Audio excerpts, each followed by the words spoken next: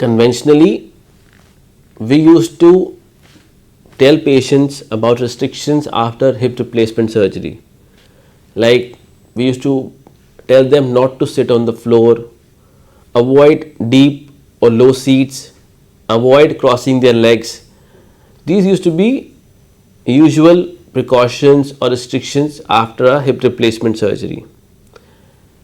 Thankfully, after introduction of direct anterior approach, total hip replacement, these precautions are not needed anymore because of the inherent stability of the approach and no muscle cutting. The hip is much stable and the dislocation rate is almost negligible.